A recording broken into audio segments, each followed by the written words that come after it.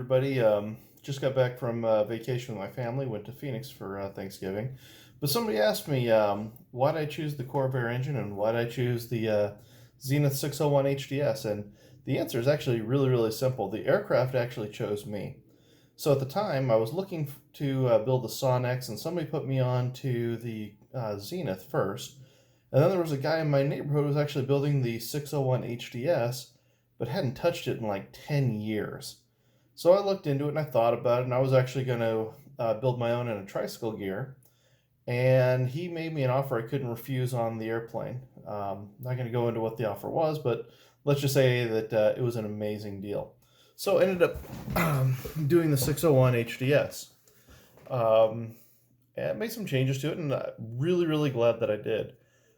Now, the second thing was the Corvair engine. How did I come about with the Corvair engine? Well, I started doing my research right after I made the decision on the Zenith, and I was looking at different engine options. Looked at Rotax, looked at Jabiru. There's a lot of engine options out there. I mean, even Continental low 200s. It doesn't matter. There's tons and tons of different engine options out there. And the more and more I looked into it, what I cited was that I wanted to learn as much as I could from the project. And honestly, that leaves you with two different options if you want to learn about your engine. And the two choices are either going with an Aero V engine or a VW type conversion where you're going to build it yourself, or going with a Corvair.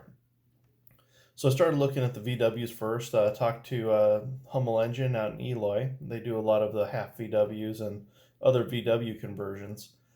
And the more and more I looked into it, the issue that I had with them was, and he even explained to me, he didn't think that the VW was a good match for the Zenith 601, mainly because the best you're going to do with a direct drive VW is about 80 horsepower.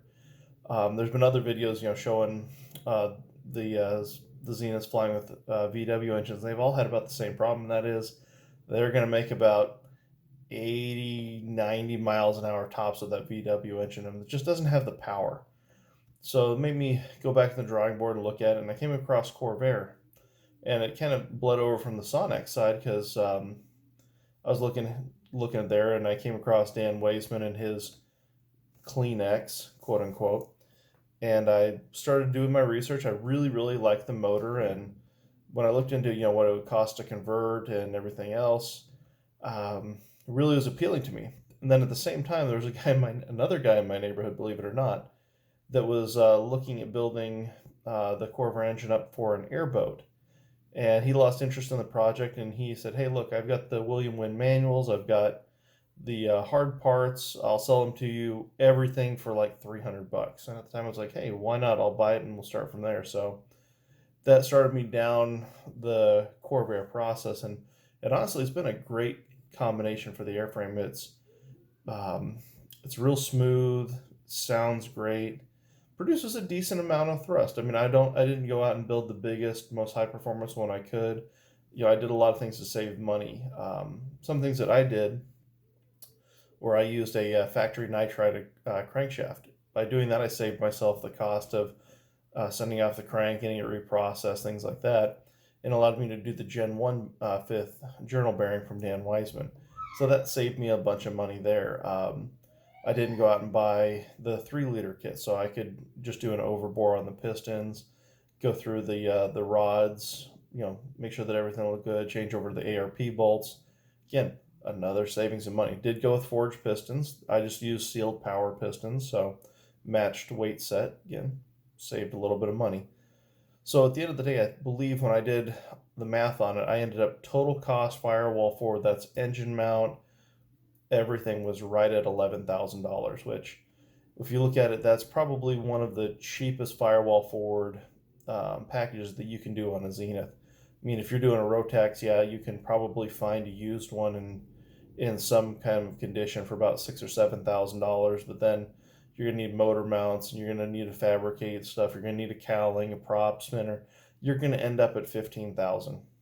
So, the way I looked at it was, no matter what you did, you're going to end up about 15 to 20K on an engine if you're going with a used motor.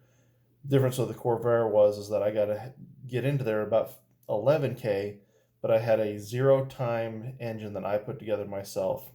Sounds great, makes great power, it's smooth, And honestly, I really, really like the combination. If you have any other questions or would like to know more about the Corvair engine, you can always go to flycorvair.com or flycorvair.net, and that's William Wynn's site. He's got a lot of great information, lots of different airframe combinations. For me, just work great. But if you guys have any other questions or want to see something about the combination I have, comment below and maybe I'll make a video about it. So until next time, I'll see you later.